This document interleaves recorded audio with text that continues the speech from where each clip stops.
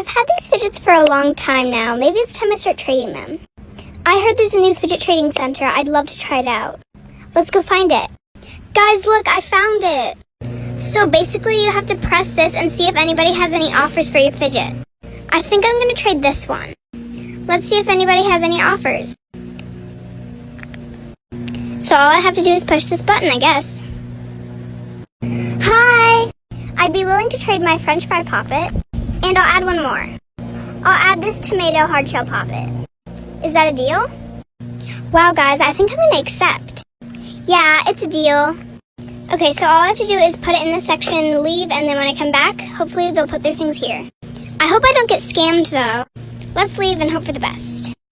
Okay, I've been waiting for about 20 minutes. I think I should go back. I think they're probably done by now. Look they put their fidgets down. It actually worked.